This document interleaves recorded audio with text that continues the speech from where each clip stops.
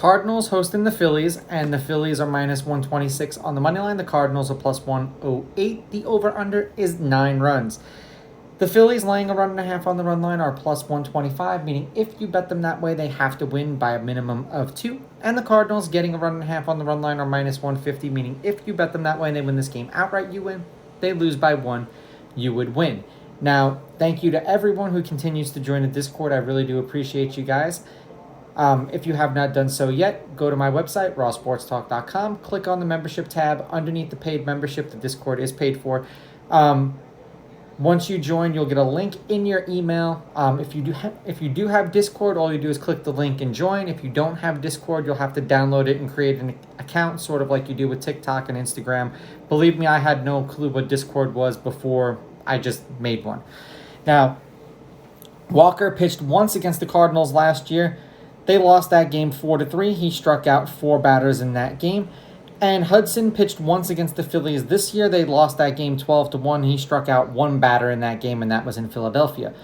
The Phillies are 3-2 in Walker's last 5 starts. He's got an ERA of 3.4, averaging 5 innings pitched and 4.8 strikeouts per game in those games. The over is hit in his last 3 starts, and the over is 3-1-1 in his last 5. In his last 3 against the Cardinals, he averages 6 innings pitched, 3.7 hits, 1.7 runs, 1.3 earned runs, 5 strikeouts, 1.3 walks, and 90.3 pitches. Granted, that's been over a several year span. For Hudson, they are 2-3 in his last 5.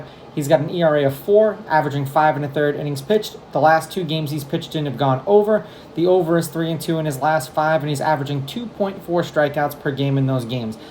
And believe it or not, those are the pitchers that you kind of want to keep an eye out for on the K line, because sometimes they'll set it so low that you could take advantage of it. Now, he averages 5 1/3 innings pitched, 5.7 hits, 4.7 runs, but only 2.7 of them were earned.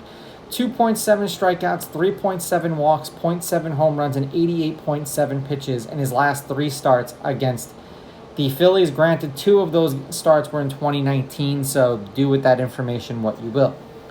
Head-to-head, the road team's on a 2-game winning streak. The home team is 5-5. The Phillies are on a 7-game winning streak against the Cardinals.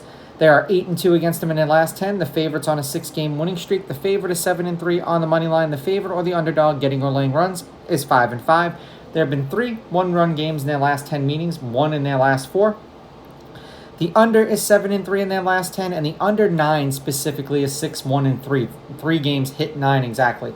In the 2 games they've played in this series, the Phillies have won 5-4, hitting 9, and 6-1. Now, the Phillies are 5-5 in their last 10, 2-2 in their last 4, and the over-under is 5-5 in their last 10 games. For the Cardinals, they are 5-5 in their last 10. They've lost their last 2. They are 2-2 in their last 4, and the over-under is 5-5. It's funny that they beat the Orioles but lose to the Phillies. I'm going to take the Phillies with the money line. I'm taking the Phillies laying the runs, and I'm going to go with the law of averages and go under just because that seems to be what these games are doing. I may want to reconsider that because the wind looks like it's going to be blowing across the outfield, but if it shifts directions and goes out, it's blowing in double digits at like 10 and 11 miles an hour, so I'll go over. These are just my picks. If you disagree, please go with your gut, and please bet responsibly.